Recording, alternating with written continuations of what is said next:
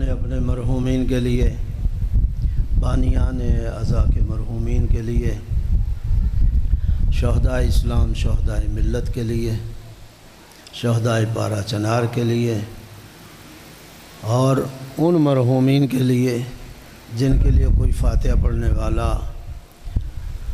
نہیں ہے۔ ایک مرتبہ سورہ فاتحہ، 3 مرتبہ سورہ اخلاص۔ بسم اللہ الرحمن الرحیم، الحمدللہ رب العالمین، الرحمن الرحیم، مالک یوم الدین، ایاک نعبد و ایاک نستعین، اہدنا الصراط المستقیم، صراط الذین انعمت علیہم غیر المغضوب علیہم ولا الضالین۔ بسم اللہ الرحمن الرحیم، قل هو اللہ احد اللہ الصمد لم یلد ولم یولد ولم یکن له کفوا احد۔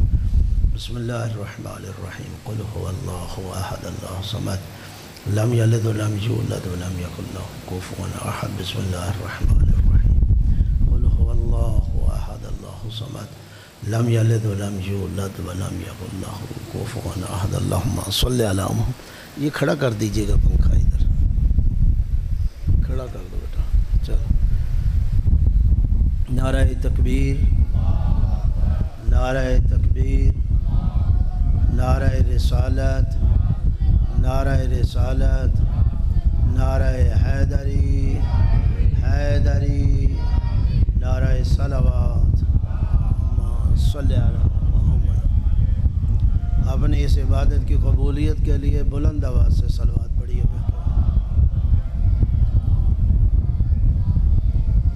اپنے اپنے مرحومین کی مغفرت و بخشش کے لیے، تمام تر مریضوں کی شفا یابی کے لیے، اور اپنی اپنی حاجات کی برابری کے لیے بھی بلند آواز سے صلوات۔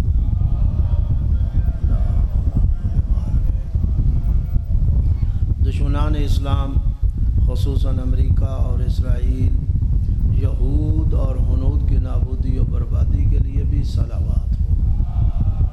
صلی علی محمد۔ علماء اعلام، مراج اسلام، رہبر معظم، قائد ملت جعفریہ اور امام زمانہ کی صحت و تندرستی، سلامتی، عافیت، آپ کے تعجیل ظہور کے لیے بھی بلند آواز سے صلوات۔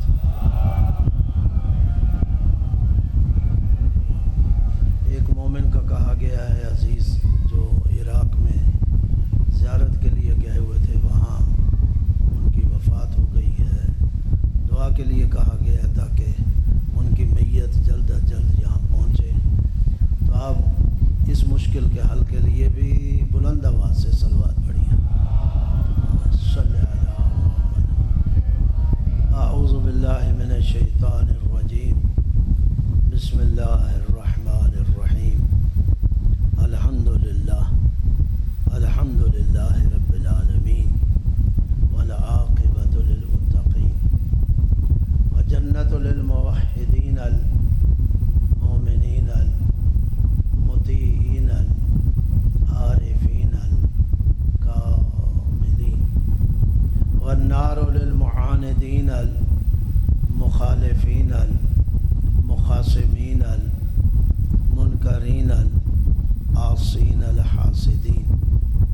ثم الصلاة والسلام على انبیائہ والمرسلین، خصوصاً سید الاولین والآخرین، سید العرب والعجم، سیدنا نبینا شفیع ذنوبنا، حبیب قلوبنا، طبیب نفوسنا، ابی القاسم محمد، صلی علی محمد، وعلی آل بیتہ الطیبین الطاہرین المعصومین المنتخبین المنتجبین، من یومنا ھذا الی یوم الدین وبعد یوم الدین، ولعنۃ الدائمۃ الابدیہ علی اعدائہم ملعونین اجمعین، من اول یوم العداوت الى یوم الآخر وبعد یوم الآخر۔ اما بعد، فقد قال رسول اللہ صلی اللہ علیہ وآلہ وسلم انی تارک فیکم الثقلین کتاب اللہ و عطرتی اہل بیتی ما ان تمسکتم بہما لن تضلوا بعدی وانہما لن یفترقا حتی یرد علی الحوض۔ صلوات پڑھیے بحق محمد و آل محمد۔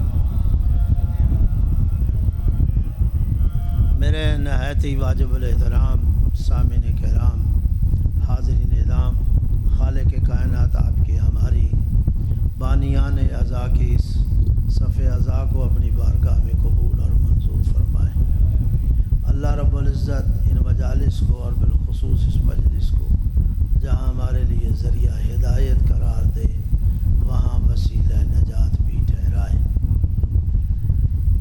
میں نے آپ کے سامنے آج کی مجلس کے حوالے سے جس چیز کو موضوع سخن کے طور پر تلاوت کیا ہے وہ زبان وحی سے نکلی ہوئی حدیث ثقلین ہے۔ توجہ ہے میری طرف؟ کیا ہے؟ حدیث ثقلین۔ الحمدللہ ہمارے ہاں تو ایسا نہیں ہے، مکتب تشیع کے اندر بڑا بوڑھا مرد عورت کسی نہ کسی حد تک اس حدیث ثقلین سے آگاہ ہیں، ہمارے کان آشنا ہیں، اس لیے کہ ہمارے ہاں علماء، واعظین، خطباء، ذاکرین اس حدیث کو موضوع بحث بناتے آئے ہیں آج تک۔ توجہ ہے یا نہیں؟ ایسا ہے یا نہیں؟ حدیث ثقلین ہمارے یہاں موضوع بحث تھی، ہے اور رہے گی ہمیشہ، لیکن ہمارے بھائیوں کے ہاں حدیث ثقلین آج کل بحث ہو رہی ہے۔ اللہ آپ کو سلامت رکھے، بڑی مہربانی کہ آپ یقیناً ہمارے عزیز متوجہ ہوئے ہیں، آپ میں سے بھی بہت سے لوگ متوجہ ہوں گے کہ آج کل سوشل میڈیا پہ سب سے زیادہ مذہبی حلقوں میں اگر کسی بات پہ بحث ہو رہی ہے تو وہ حدیث ثقلین ہے۔ اور میں یہ سمجھتا ہوں بہت سی وجوہ ہوں گی، ایک وجہ میں یہ سمجھتا ہوں کہ جو اللہ نے وعدہ کیا تھا اِنَّا نَحْنُ نَزَّلْنَا الذِّکْرَ وَإِنَّا لَهُ لَحَافِظُونَ، ہم نے اس ذکر کو نازل کیا ہے، ہم اس کی حفاظت کریں گے۔ 1400 سال پہلے جو زبان وحی سے حدیث نکلی تھی، 1400 سال بعد ہی صحیح، نہیں توجہ فرمائی آپ نے، 1400 سال بعد ہی صحیح بنو امیہ نے دبانا چاہا اور دبایا، بنو عباس نے دبانا چاہا اور دبایا، وہ ادوار گزرے، وہ حالات، وہ تاریخ آپ کے سامنے ہے، لیکن اس کے باوجود آج سب سے زیادہ بحث اسی حدیث ثقلین پر ہے، اور ہونی بھی چاہیے، ہونی بھی۔ اور کاش جب یہ زبان وحی سے نکل رہی تھی اگر اس وقت اسے قبول کر لیا جاتا تو اس کا نتیجہ یہ نہ ہوتا جو آج ہم دیکھ رہے ہیں۔ ہر مسجد کا اپنا اسلام ہے، توجہ ہے یا نہیں؟ ہر مسلمان کا اپنا اسلام ہے، ہر مکتب فکر اپنا اسلام لیے پھر رہا ہے جی۔ جتنے مکاتب اسلامی ہیں یہ نتیجہ اسی بات کا ہے نا کہ زبان وحی سے نکلی ہوئی حدیث ثقلین کو قبول نہ کیا گیا۔ اگر قبول کر لیا جاتا، آج تو نہیں آئی نا، آج آپ جو اتنی بحث فرما رہے ہیں اس سوشل میڈیا پہ، یہ حدیث ثقلین آج تو وارد نہیں ہوئی، 1400 سال زبان پیغمبر سے۔ اور پھر یہ محبت فرمائیں، بڑی توجہ چاہیے آپ کی بھی، یہ حدیث ثقلین جب زبان پیغمبر سے نکلی ہے تو ایک دفعہ نہیں وارد ہوئی، 8-10 مرتبہ زبان پیغمبر سے یہ حدیث ثقلین، مثال کے طور پہ مقام خم پہ حدیث ثقلین بیان کی گئی، مقام مباہلہ پہ حدیث ثقلین بیان کی گئی، چادر تطہیر کے نیچے حدیث ثقلین بیان کی گئی. رسول اسلام نے ایک دفعہ نہیں زیادہ مرتبہ اس حدیث ثقلین کو بیان کیا گیا ہے. ابھی مولانا خطاب فرما رہے تھے اور سنت کے حوالے سے جو گفتگو کر رہے تھے، میں آیا جو درس میں نے سنے تو بھائی رسول ایک مرتبہ کہہ دے تو سنت ہے، جس کو رسول کئی مرتبہ کہے اللہ آپ کو سلامت رکھے، بڑی مہربانی. جس کو ایک مرتبہ نہیں 10 مرتبہ رسول اسلام اور پھر آپ کی کتابوں میں موجود ہے. مجھے ذرا محبت فرمائیے، آپ تاریخ کے طالب علم ہیں اور ماشاءاللہ ہمارے ہاں مجالس کے فیض کی وجہ سے ہماری قوم کافی معاملات اور کافی چیزوں سے آگاہ ہوتی ہے. ایک جنگ گزری ہے، میں زیادہ پوری جنگ نہیں پڑھوں گا، میری عادت بھی ہے، میں جنگیں زیادہ پڑھتا نہیں ہوں. میرے جو پرانے سننے والے ہیں وہ کہیں میں جنگیں کوئی پڑھ دوں نہیں تو نہیں. ایک جنگ گزری ہے، جنگ احد، آپ جانتے ہیں، علماء سے بھی سنا ہوگا، پڑھا بھی ہے آپ نے. جب پیغمبر وارد ہو رہے تھے اس میدان احد میں تو ایک جگہ آپ کھڑے ہو جاتے ہیں، اللہ آپ کو لے جائے. جو لوگ گئے ہیں وہ دیکھ کے آئے ہوں گے، جو نہیں گئے وہ جائیں، جو گئے ہیں اللہ انہیں دوبارہ لے جائے تاکہ اس چیز کی طرف متوجہ ہوں. جب آپ میدان احد میں جائیں گے نا، پہاڑیاں، جناب حمزہ کی قبر بھی وہیں ہے، وہیں آپ دیکھیں گے، زیارت کریں گے. امام حسین کی شہادت سے پہلے اگر سید الشہداء کا لقب کسی کے لیے تھا تو وہ حضرت امیر حمزہ کے لیے تھا. جی معمولی شخصیت نہیں ہے جناب حمزہ. ہاں جب جائیں ضرور جناب حمزہ کی قبر پہ جائیں. یہ وہ حمزہ ہیں کہ جب پیغمبر آپ کی شہادت ہو چکی تو آپ وارد ہوئے ہیں نا، تو لوگ اپنے اپنے شہداء کے میتوں پہ بیٹھے رو رہے تھے. تو جناب حمزہ کی میت اکیلی پڑی تھی، پیغمبر گریہ کرنے لگ گئے، اپنے آپ کو روک نہیں سکے اور اپنے اوپر ہاتھ مار کے کہتے ہیں ہائے میرے حمزہ پہ کوئی رونے والا نہیں. جب پیغمبر اس طرح روئے اور یہ بیان کیا نا تو مسلمانوں نے اپنے شہداء کی لاشوں کو چھوڑ دیا اور آ کے جناب حمزہ کی لاش پہ ماتم شروع کر دیا. میں کہتا ہوں جو ماتم کا ثبوت مانگتے ہیں بہت دور جانے کی ضرورت ہی نہیں بھائی. یہ جناب حمزہ کا واقعہ آپ کے سامنے ہے، دیکھ لو. رسول ماتم کر بھی رہا اور کروا بھی رہے ہیں اور بین نوحہ پڑھ بھی رہے ہیں. توجہ ہے یا نہیں؟ تو بہرحال میں کہنا چاہتا ہوں کہ جب میدان احد میں وارد، توجہ ہے؟ اگر جاگ رہے ہیں تو بلند آواز سے صلوات پڑھیے.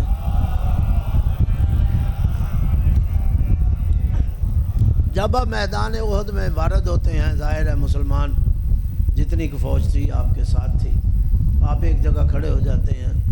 ایک درہ ہے 2 پہاڑیوں کے درمیان، آپ وہاں کھڑے ہو کے چند بندوں کو منتخب کرتے ہیں کہ بھئی آپ ادھر کھڑے ہو جاؤ.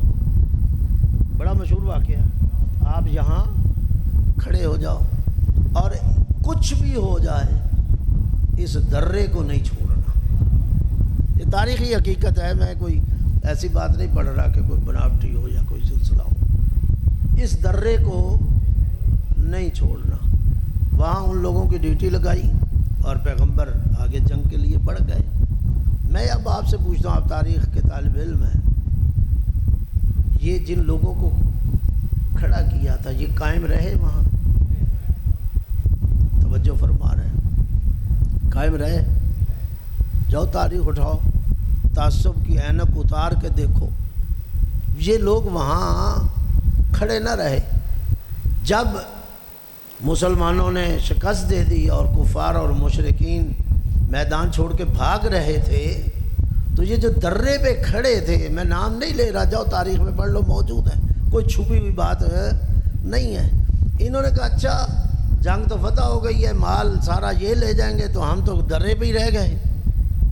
تو انہوں نے درے کو چھوڑا اور پیچھے آ گئے. جب آئے تو نتیجہ کیا نکلا؟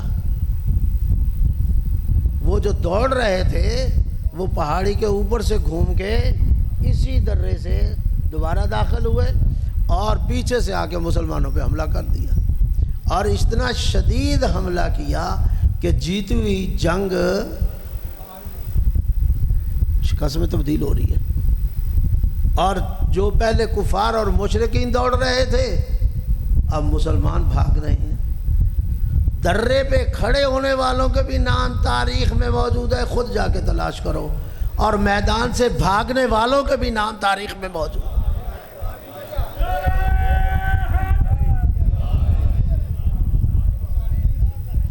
دونوں کے نام موجود ہیں۔ کون کون بھاگا ہمیں نام لینے کی ضرورت نہیں، بس اتنا بتا دیا ہے کہ بھاگنے والے بھی ان کے نام بھی موجود ہیں، اور درہ چھوڑنے والوں کے نام بھی موجود ہیں۔ کیا رسول نے اجازت دی تھی کہ جنگ ہو تو میدان سے بھاگ جانا؟ کیا رسول نے اجازت دی تھی کہ ایسا ٹائم آئے تو درہ چھوڑ دینا؟ دونوں کام رسول کے کہے بغیر ہوئے، نہیں غور فرمایا توجہ۔ رسول نے اس بات کی اجازت نہیں دی تھی، اور نتیجہ آپ کے سامنے ہے، توجہ ہے یا نہیں؟ نتیجہ آپ کے سامنے، سب بھاگ گئے، اکیلا رسول ہے، اور یہ پھیلا دیا گیا کہ رسول مارے گئے، رسول مار دیے گئے، سب بھاگ گئے۔ نہیں بھاگا تو وہی نہیں بھاگا جسے عادت ہی نہیں تھی، توجہ ہے یا نہیں؟ جو کرار بھی تھا اور غیر فرار۔ یہ کوئی میں اپنی طرف سے جملہ نہیں کہہ رہا، یہ یا اللہ آپ کو سلامت رکھے، یہ رسول اسلام نے کہا۔ یہ علی کون ہے؟ کرار بھی ہے، غیر فرار بھی ہے۔ کرار کو اسے کہتے ہیں جم کے لڑنے والا، اور غیر فرار نہ بھاگنے والا۔ بے توجہ ہے؟ تو پھر اس جگہ دکھاؤ کہ کرار کون ہے اور فرار کون ہے۔ آیا فرار ہونے والوں کو بھی کبھی اچھے لفظوں میں یاد کیا جاتا ہے؟ ہمیشہ یاد کیا جائے رسول کی زبان۔ ایک اور جگہ میں یہ الفاظ نکلے تھے کہ میں کل علم اسے دوں گا جو رجلن کرارن غیر فرار۔ یہ تین جملے کہے، میں علم دوں گا جو مرد ہوگا، کرار ہوگا، غیر۔ ہم پہ اعتراض نہ کرو، یہ رسول پہ جا کے اعتراض کرو جس نے یہ کہہ دیا کہ کل علم اسے دوں گا جو مرد ہوگا۔ سوال تو اٹھے گا اب تک جو آئے تھے وہ کیا تھے؟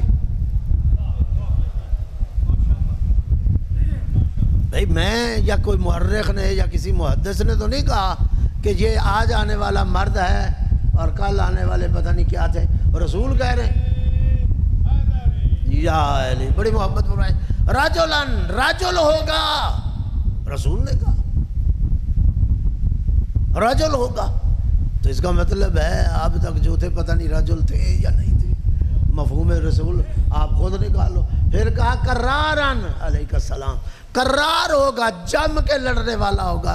اس کا مطلب ہے اب تک جو آئے تھے وہ جم کے لڑنے والے نہیں تھے۔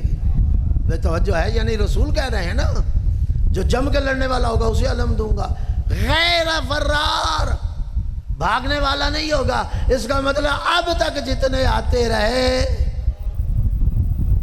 تو یہ جتنے آئے ان کی تین نشانیاں موجود ہیں۔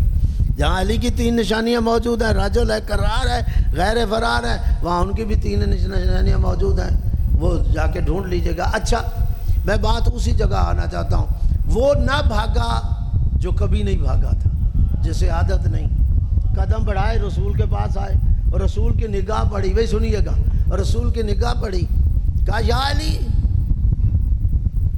جہاں ساری دنیا چلی گئی سب چھوڑ کے مجھے چلے گئے۔ بھئی جملہ سنیے گا، جہاں ساری دنیا چلی گئی تو نہیں گیا، تو نہیں گیا۔ توقع تو یہی تھی کہ جب ساری دنیا چلی گئی تو علی تو بھی چلے جاتا۔ اعلان تو علی نے بھی سنا تھا کہ رسول مارے گئے، انہوں نے بھی سنا، علی نے بھی سنا، اور وہ سن کے بھاگ گئے۔ علی سے جب یہ پوچھا رسول کائنات نے، علی تو کیوں نہیں گیا؟ تو میرے مولا نے تاریخی ایسا جملہ کہا جو آج تک تماچا ہے، کوئی سمجھے یا نہ سمجھے یہ اپنی مرضی۔ رسول نے ایک تماچا، علی نے ایک تماچا مارا ایسے لوگوں پر، اور تماچا ان لفظوں کے ساتھ تھا، اکفر بعد الایمان۔ غور فرمایا کتنا بڑا تماچا ہے۔ کہتے ہیں تلوار کا زخم ختم ہو جاتا ہے، زبان کا زخم ختم نہیں ہوتا۔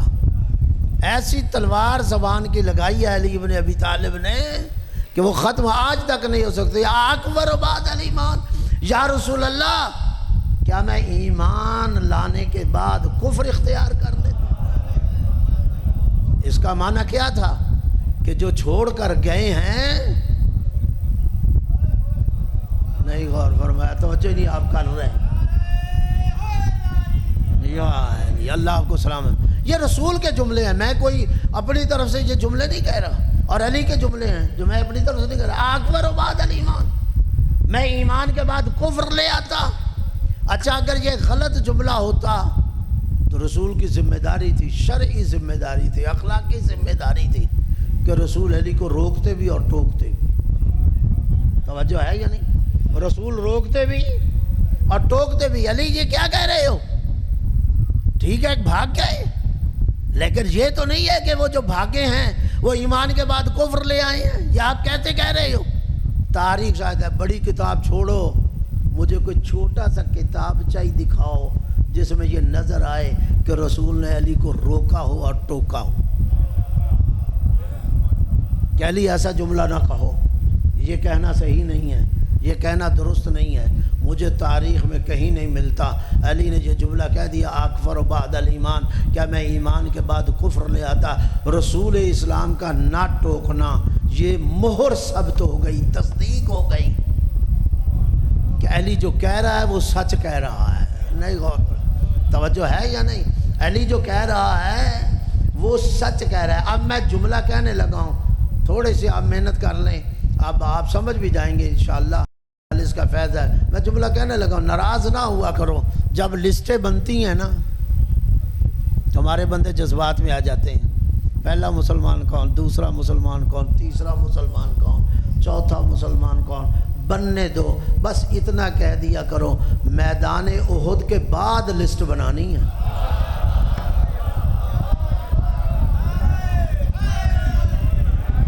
توجہ ہے یعنی اللہ آپ کو سلامت، بناؤ لسٹ، کیونکہ یہ تصدیق تو ہو گئی، مہر تو لگ گئی۔ اکفر بعد الایمان، رسول خاموش ہے، علی نے کہہ دیا، تو اس کا جو بھی نتیجہ ہے وہ آپ نکال لیجئے، اور اس جنگ احد کے بعد کی لسٹیں بنائیں۔ پہلے یہ تو ثابت کریں کس کا ایمان باقی رہا اور کس کا باقی نہیں رہا، کس کا اسلام باقی ہے یا کس کا اسلام باقی نہیں۔ چلو بات آگے بڑھاتے ہیں، صلوات پڑھیے بے حق محمد و آل محمد۔ بڑی محبت بنوائی، حالت یہ ہوگی درہ چھوڑ دیا، نتیجہ آپ کے سامنے آ گیا۔ میں یہ کہنا یہ چاہتا ہوں، جو نبی اتنا باخبر ہے بھائی، جو نبی اتنا باخبر ہے کہ ایک جنگ کی حالت سے واقف ہے کہ اس جنگ میں کمزور جگہ اور کمزور پہلو کیا ہے، توجہ محبت فرمائیے کہ یہ کمزور جگہ ہے، اس لیے یہاں بندے کھڑے کر دیے۔ اگر یہ درہ محفوظ رہا تو جنگ جیتی جائے گی، اگر درہ محفوظ نہ رہا فتح شکست میں تبدیل ہے۔ جو رسول ایک میدان کی کمزوری اور میدان جنگ کے ایک درے سے واقف ہے، کیا وہ اپنے ماں بعد اسلام کے لیے کوئی نہیں سوچتا؟ اسے کوئی فکر نہیں ہے میرے بعد اسلام کے لیے کیا کمزوری ہوگی؟ اسے علم نہیں ہے؟ توجہ ہے یا نہیں غور فرمانا؟ کیا اسے نہیں معلوم جبکہ اس کے پاس تاریخ انبیاء موجود ہے؟ اس کے بعد جناب ابراہیم، جناب موسیٰ، جناب عیسیٰ، انبیاء کی ساری زندگی جو پیغمبر کے سامنے موجود ہے کہ پیغمبر کے بعد، انبیاء کے بعد ان کی امتوں نے کیا کیا، ان کے لائے ہوئے دین کا کیا حال کیا، ان کی لائی ہوئی شریعت کا کیا حال کیا۔ نبی انبیاء کی تاریخ کو بھی جانتا ہے، نبی جنگ کے حالات کو بھی جانتا ہے، کمزوریوں سے بھی واقف ہے۔ اس نبی کو علم ہی نہیں ہے کہ میں جا رہا ہوں 63 سال بعد، اور میں 63 سال زندگی گزار کے جا رہا ہوں، اور یہ اسلام تو میں لایا تھا قیامت تک کے لیے۔ نہیں غور فرمایا، اسلام تو لایا تھا قیامت تک کے لیے، قرآن آیا قیام قیامت تک کے لیے، شریعت آئی ہے قیام قیامت تک کے لیے، دین آیا قیام قیامت تک کے لیے، کیا مجھے اس کا کوئی بندوبست کر کے نہیں جانا؟ کیا رسول کو یہ علم ہی نہیں ہے؟ میں ایک اور مثال دے دیتا ہوں، پورا نہیں پڑھتا. آپ جانتے ہیں ہجرت، یہ بھی تاریخ کا ایک قصہ ہے، جانتے ہیں نا ہجرت کا واقعہ. آپ ذہن میں لے آئیے. علی کو سلا دیا، اور سلانے کے ساتھ، میں پوری ہجرت نہیں پڑھ رہا، فقط 20 میں سے نکال رہا ہوں ٹکڑا. سلانے کے بعد ساتھ یہ کہا کہ یہ 2 امانتیں ہیں. ہجرت آپ اپنے ذہن میں لیں، 2 امانتیں ہیں، ایک داخلی ایک خارجی. داخلی امانتیں کیا ہیں؟ فواتم، یہ بیویاں ہیں، ان کو مدینہ میرے پاس لے کے آنا. توجہ ہے یا نہیں؟ اور خارجی امانت کیا ہے؟ یہی جو پس دیوار قتل کرنے کے لیے آئے ہوئے ہیں، ان کی امانتیں ہیں. ابو جہل بھی ہے، ابو لہب بھی ہے، ان سب کی امانتیں ہیں. علی ان کی امانتیں ان تک پہنچا کے آنا.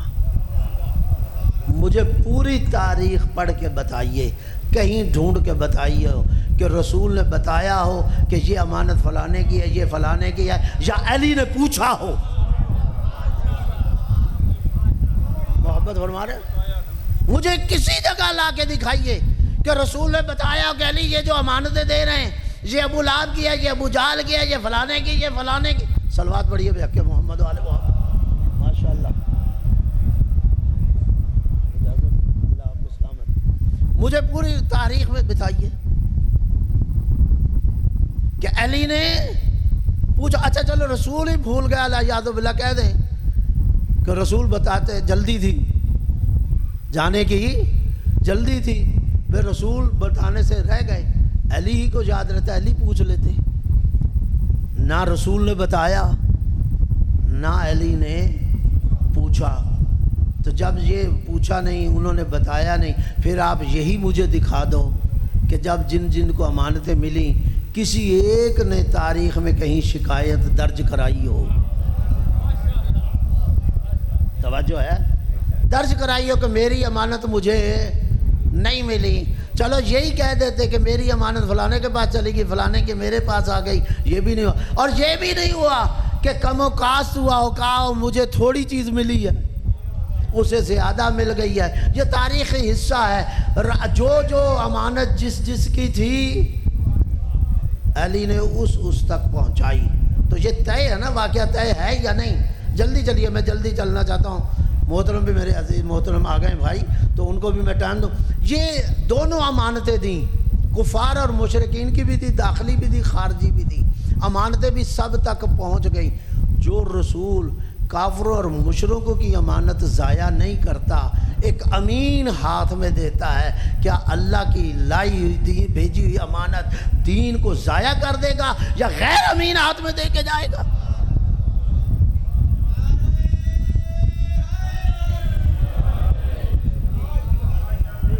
کفار کی امانتیں تو علی جیسے شخص کے ہاتھ میں دے، مشرکین کی امانتیں علی جیسے شخص کے ہاتھ میں دے، داخلی امانتیں بھی علی کے ہاتھ میں دے. تو اس کا معنی تو یہ ہے کہ رسول بتا رہے ہیں میری داخلی امانتوں کا بھی امین علی ہے اور میری خارجی امانتوں کا بھی امین علی ہے.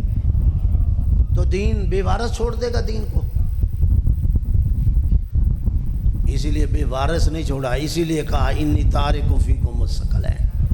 وہ درے سے بھی واقف تھا، وہ امانتوں سے بھی واقف تھا، وہ انبیاء کی تاریخ سے بھی واقف تھا. اسی لیے کہا انی تارک فیکم الثقلین، میں تمہارے درمیان 2 چیزیں چھوڑ رہا ہوں، کتاب اللہ، ایک اللہ کی کتاب، و عطرتی اہل بیتی، اور دوسری اپنے. آپ کی یہ حدیث ثقلین 20 دفعہ سینکڑوں دفعہ سنی ہوئی ہے. میں جس انداز سے بات، اور زیادہ تفصیل سے بھی نہیں بات کروں گا. مجھے یہ بتائیے یہ دونوں چیزیں کہاں سے آپ کو مل رہی؟ بتائیے. یہ دونوں چیزیں آپ کو زبان وحی سے مل رہی ہیں، پیغمبر سے مل رہی ہیں نا. پیغمبر فرما رہے ہیں انی تارک فیکم الثقلین، میں تمہارے درمیان 2 چیزیں چھوڑ رہا ہوں، اللہ کی کتاب، دوسری اپنی عطرت اہل بیت. دونوں کے ملنے کی جگہ کیا ہے؟ زبان وحی. یہ زبان وحی کو بھی سمجھیے. یہ زبان جہاں زبان وحی ہے وہاں امین بھی ہے. غور فرمائیے گا، یہ زبان امین بھی ہے، اتنی امین ہے کہ جب قرآن آتا ہے اس کی زبان سے نکلتا ہے تو کوئی شخص یہ نہیں سمجھتا کہ یہ حدیث قدسی ہے۔ جب حدیث قدسی ملتی ہے تو کوئی شخص یہ نہیں مشوش ہوتا کہ یہ حدیث رسول ہے۔ جب حدیث رسول اسی زبان سے صادر ہوتی ہے کوئی شخص پریشان نہیں ہوتا کہ یہ قرآن ہے یا حدیث قدسی ہے۔ سننے والا سمجھ رہا ہوتا ہے یہ قرآن ہے یا حدیث قدسی ہے، یہ حدیث رسول ہے۔ تینوں چیزیں زبان پیغمبر سے مل رہی ہیں نا۔ اتنا امین ہے، جو اپنی زبان کے اندر اتنا امین ہے وہ اللہ کے دین کے لیے کیا امین نہیں ہوگا؟ توجہ ہے یا نہیں؟ تو اسی زبان سے یہ دونوں چیزیں، محبت فرمائیے، دونوں چیزیں مل رہی ہیں، ایک قرآن بھی اور دوسری اہل بیت بھی، زبان وہی مرکز ہے۔ تو پھر میرا سوال بنتا ہے نا، جب دونوں کا مرکز زبان وہی ہے، دونوں چیزیں زبان وہی سے آ رہی ہیں، قرآن بھی اہل بیت بھی، تو پھر تجھے کیا حق پہنچتا ہے کہ اس زبان سے نکلی ہوئی دو چیزوں میں سے ایک کو لے لے اور ایک کو چھوڑ دے؟ کیا مطلب؟ ہمیں کا یہ تو کہے کہ ہمیں ایک حسبنا کتاب اللہ، ہمیں اللہ کی کتاب کافی ہے، کیا مطلب ہے؟ قرآن کو پکڑنے کا کیا مطلب ہے؟ ابھی آپ نے غور نہیں، قرآن کو پکڑنے کا کیا مطلب ہے اور اہل بیت کو چھوڑنے کا کیا مقصد ہے؟ یہ بتاؤ۔ آج آپ جب بحث کر رہے ہو، آج اتنی بحث ہو رہی ہے سوشل میڈیا پہ اسی حدیث ثقلین پر، آج فیصلہ کن بحث ہے، تو پھر بتاؤ نا کل قرآن کو پکڑنے کا کیا مقصد تھا اور اہل بیت کو چھوڑنے کا کیا مقصد تھا؟ یہ آج فیصلہ کرو۔ اگر آ ہی گئے ہو تو فیصلہ کرو۔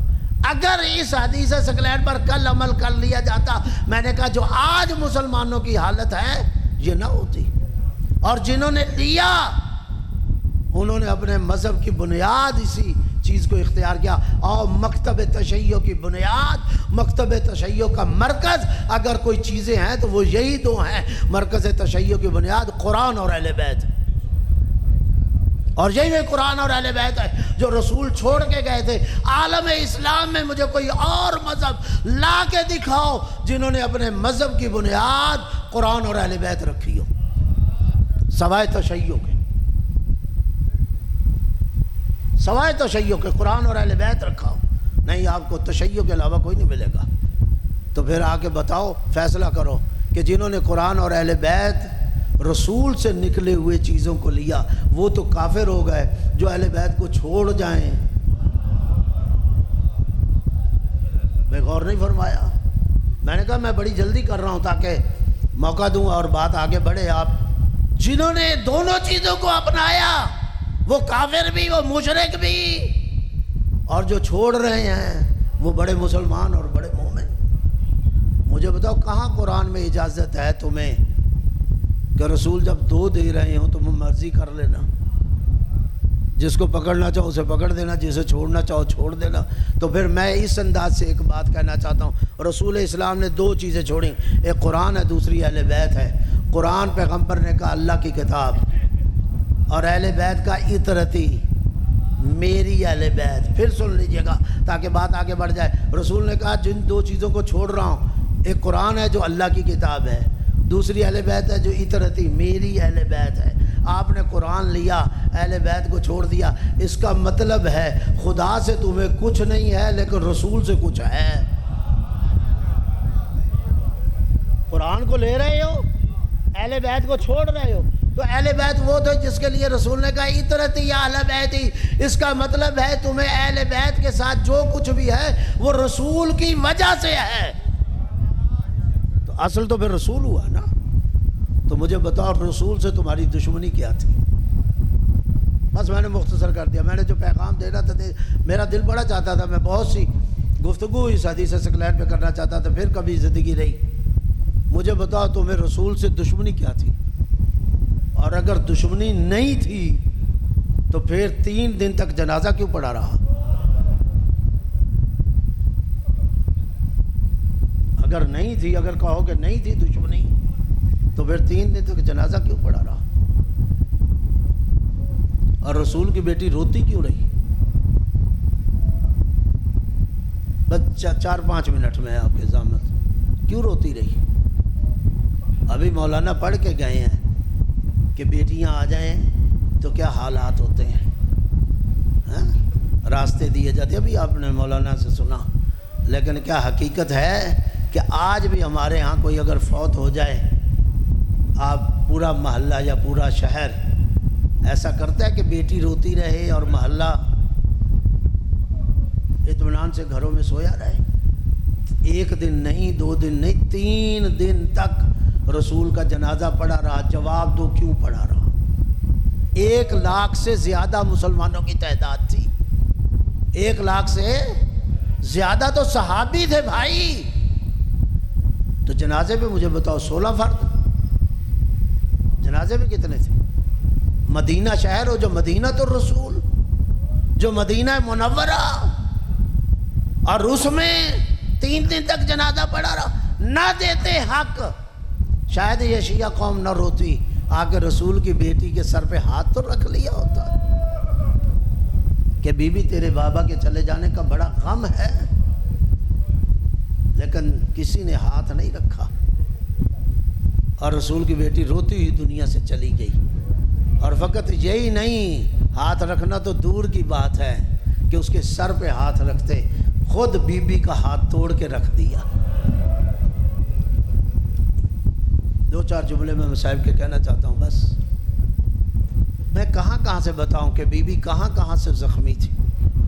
آپ بھی بہو بیٹیوں والے ہو، آپ میں سے کئی لوگوں کی بیٹیاں ہوں گی، مجھے بتاؤ 18 سال کی بچی ہو، سر کے بال سفید ہو جائیں، کمر ٹیڑھی ہو جائے، ہاتھ میں عصا آ جائے، آخر کیسے؟ کون سے مظالم تھے جو رسول کی بیٹی پہ ہوئے کہ سر کے بال سفید ہو گئے؟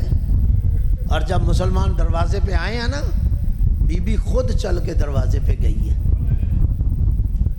میں سمجھتا ہوں شاید ایک وجہ یہ ہو کہ مسلمان شاید حیا کر لیں۔ حیا کیا، مسلمانوں نے حیا کیا۔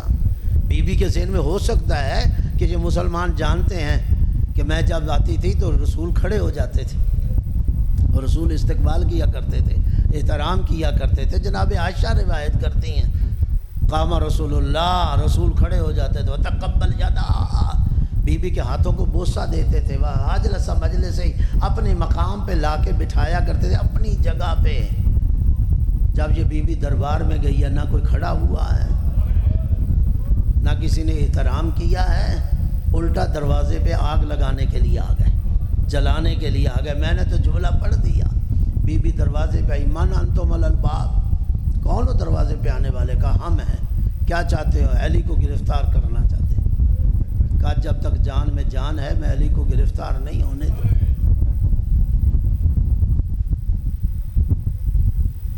علامہ شبلی نعمانی ہیں صاحب الفاروق، وہ کہتے ہیں شیعہ جھوٹ بولتے ہیں، آگ لگائی، آگ نہیں لگائی، دھمکی دی۔ سید العلماء نکن صاحب ہمارے بہت بڑے عالم دین ہیں، وہ فرماتے ہیں شبلی نعمانی تھوڑی دیر کے لیے تیری بات مان لیتے ہیں، آگ نہیں لگائی، دھمکی دی۔ اتنا تو مانتے ہو نا کہ دھمکی دی، بتاؤ دھمکی کسے دے رہے تھے؟ کیا رسول کی بیٹی تمہاری دھمکیوں کے قابل تھی کہ تم رسول کی بیٹی کو دھمکیاں دو؟ جب کہا نا بی بی نے میں دروازہ نہیں کھولوں گی جب تک جان میں جان ہے، بس میں سادہ سے لفظوں میں پڑھ رہا ہوں کہ مسلمانوں نے ہٹ کر دھکا دیا۔ اب کس انداز سے دھکا دیا کہ دھکا دروازہ لگا جا کے پتھروں کی دیوار کو۔ میں نے تو پڑھ لیا، آپ نے سن لیا، دروازے اور دیوار کے درمیان تھی رسول کی بیٹی۔ جب دروازے کی چوٹ کھا کے پتھروں کی دیوار کو لگی ہے نا اور زخمی ہو کے زمین پر آئی ہے، علماء نے لکھا ہے دروازہ بی بی کے اوپر گرا، شاید صبر کر لیتے، لیکن دروازہ ہی نہیں گرا، مسلمان جوتوں کے ساتھ اسی دروازے کے اوپر سے آئے ہیں اور بی بی کے گھر میں داخل ہوئے۔ جب یہ داخل ہو رہے تھے نا، دروازے کے 2 کیل بی بی کے پہلو میں داخل ہو گئے، جس سے محسن شہید ہوا، اور بی بی کی زبان سے نوحہ وارد ہوا، صبت علی مصائب لو انہا صبت علی الایام سرنا لے، اے بابا تیری بیٹی پر